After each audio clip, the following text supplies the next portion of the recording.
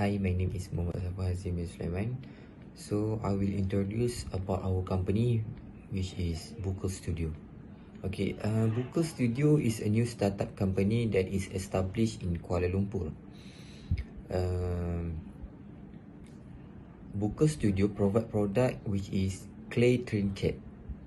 Clay trinket are more than just means to take up space. It can be quite stylish, and it have several fun and functional ways of using them for more than just a decoration. From the craft room to the kitchen, these little beauties, cuties and thrifty finds can really spice up multiple unsuspecting spots. Style the tops of counter, tables and desks with some of our lovely favorite trinket. There are some trinkets we sell such as office supplies. Trinket dishes of all sizes can easily be used to organize of all your small office supplies. Rubber band, paper clips, erasers and push pins. They can all be confined to one of these plates or bowls. Find fun pieces at local thrift store. Our goals are to fulfill the needs of the customers who are looking for some beautiful vintage pieces to hold their favorite at a reasonable price. The characteristic that our business has from the rest will be the top quality of our product, the efficiency of our workers, and the first-class treatment when dealing with our customers. We try to give the best and fulfill all their requests. About our company background, Unikl Studio offers our customer the best product that will make them fulfill their needs by doing the trinket on your behalf. Unikl Studio were found in 2021 and we are located at Setapak, Kuala Lumpur. Our mission is to create a valuable relationship with our customer by providing them with our product. And our vision is to be preferred company that provide the best quality in trinket products. My name is Farah Nadirah binti Sulaiman. So today I would like to talk about our management team, which is Muhammad ASRAF as CEO, Farah Nadirah as CFO, and Muhammad SAFWAN HAZIM as COO.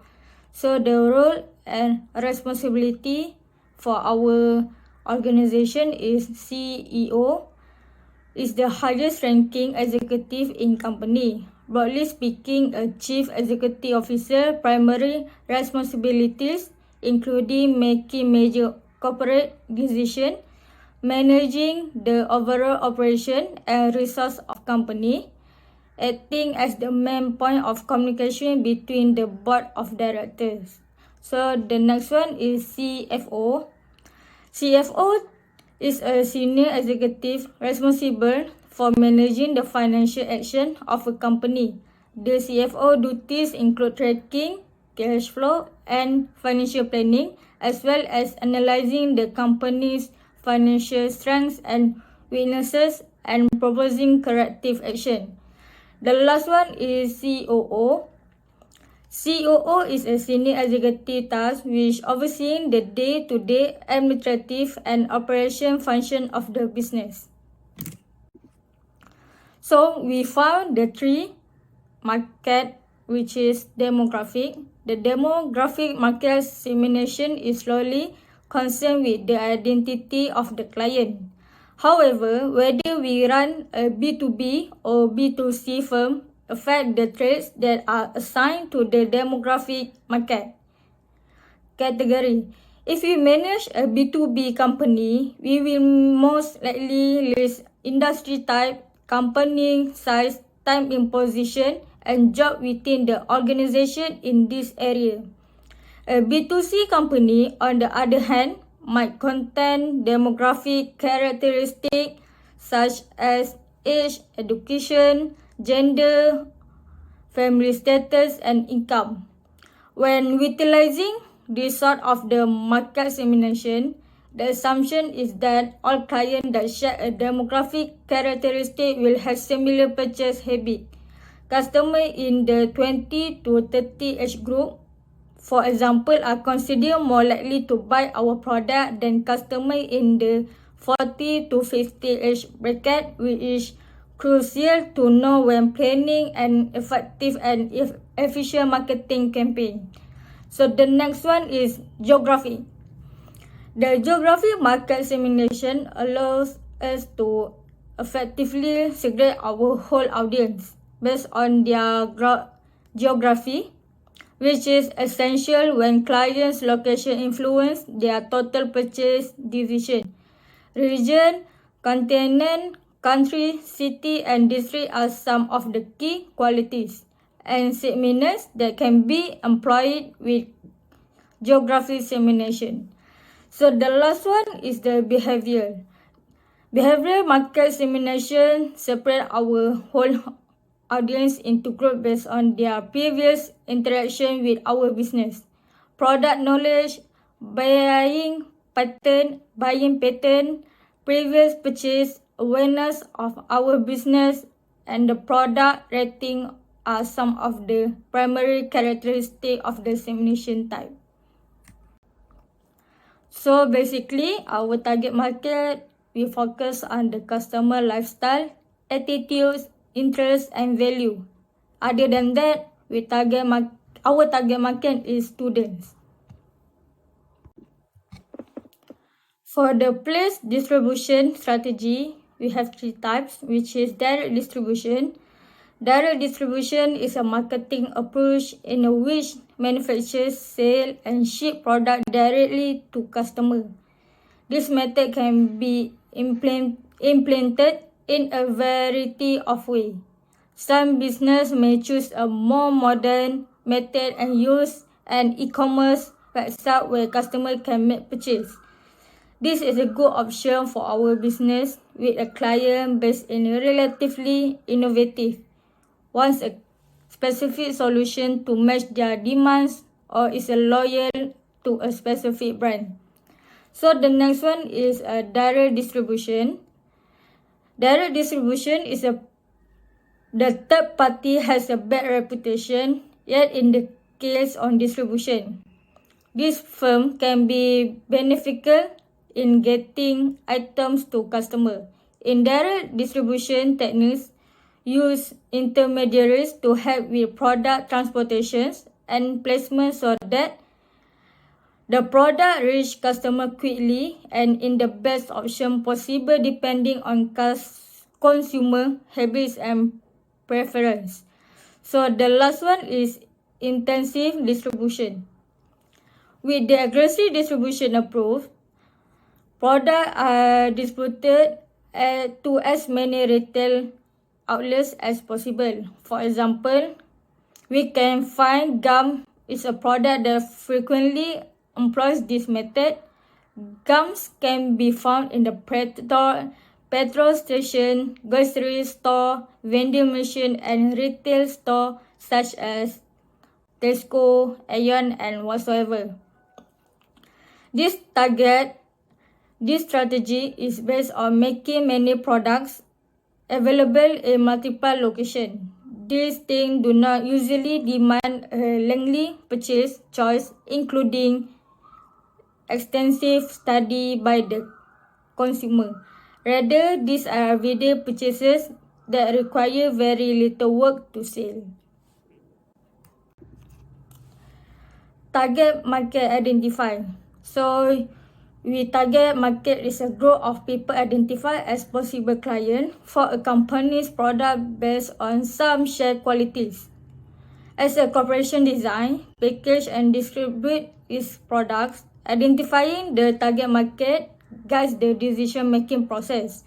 A target market can be divided into groups based on their age, location, income, and way of life.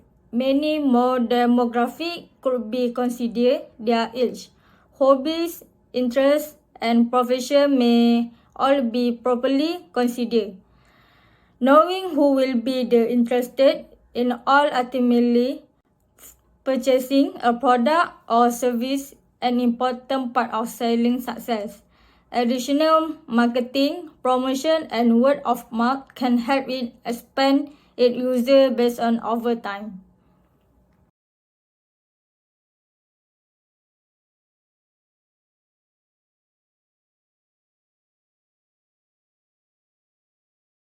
Hi and Assalamualaikum to Mr. Fidaus. My name is Umar Al-Asraf bin Ahmad with the ID number of 622-1212-1470.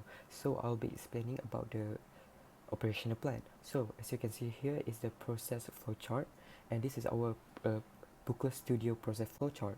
So at the top of the list will be the customer place order, and then after the customer place an order, the order request system confirms the receipt of the order, and then proceed to the is the order a normal order.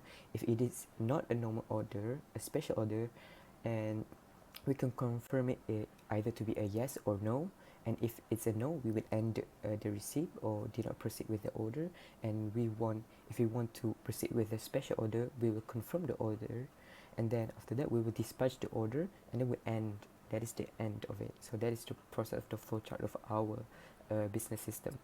So next I'll be talking about the material requirement planning. So the first step will be to estimate the demand and the materials required to meet it. So the initial step of the MRP process is determining the customer demand and requirement to meet it. Also utilizing the bill of material, which is simply the raw material, assemblies, components needed to manufacture and end product. The second step is to check the demand against inventory and to allocate the resources. This step it involves the checking of the demand against what we or you already have in the inventory. The third step will be the production scheduling. So this process is simply to calculate the amount of the time and the labor required to complete the manufacturing. The deadline also provided. And the fourth step is to monitor the process. The final step of the process is to simply monitor for any issue, and MRP can automatically alert managers for any delays and even suggest contingency plans in order to meet build deadlines. So the next one will be the machine and the requirement. Based on the evaluation that have been conducted, there were only two types of machine that were used. So for making our product, the first machine will be the computer to register our order, and also the systems to key in data or inventory, sales, and etc. The second machine will be the printing machine. It serves the purpose of processing of the printing the invoice, customer's order, and also shipping process. And the multiple equipment is identified, and that will be the wooden cover for the clay, and the wooden roller, a custom made shape cutter, and also the clays. So next thing is the manpower requirement. So basically this will be provided in the report. So the manpower requirement it involves the business objectives, and also required to structure the support, required to competencies to support business objectives, and also inventory of existing MR, and also to train and develop to brigade the gaps, and also it involved the other steps that were identified based on the report. So now we'll be talking about the identify of the location. So we will need to identify the location that is most definitely advantage towards our business.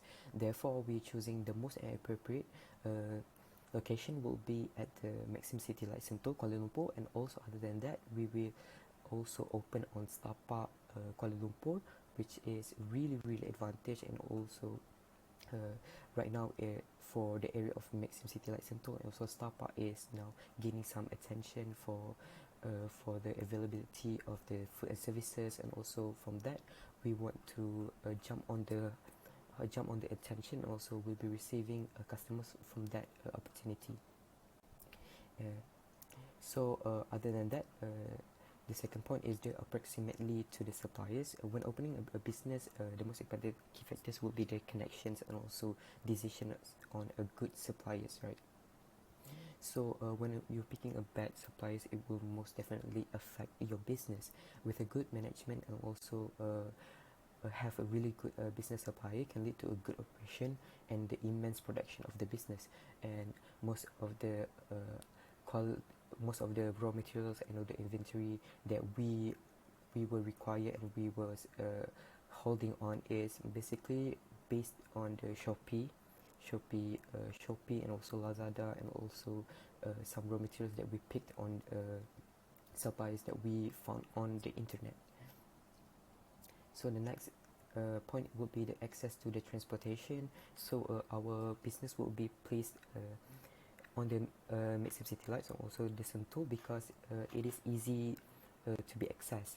It is quite nearby to the public transportation such as the LRT, and also e-hailing services such as Grab, Uber, and also taxi. So by that it can most definitely benefit to our target customer, workers, and also surrounding to the access of our business.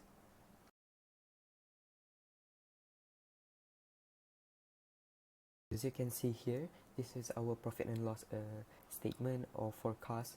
So for the year of 2021, we will be forecasting the profit of 77,000 ringgit. On 2022 will be the 223,000 ringgit and 200. On the year of 2023, the profit will be 361,800 ringgit. So that will be the profit after the gross profit minus with the total expenditure. Now moving on to the cash flow forecast for the year of 2021. The forecast, this is the forecast of the cash flow statement of the cash payment, rental, utilities, wages, advertisement, promotion, and also machine maintenance. And also we included the forecast for year 2022 and the year of 2023. So now this is the balance sheet forecast for the year of 2021, 2022, and 2023. For the year of 2021, we calculated the asset, and the asset that was multiplied with a total sum of 43,000 ringgit, 200 ringgit. For the year of 2022 will be 43,000 ringgit and 200. And the year of 2023 will be 43,000 and 200 ringgit. So it is a fixed cost because this is based on the asset with the cash and also the inventory that with the amount of fixed cost.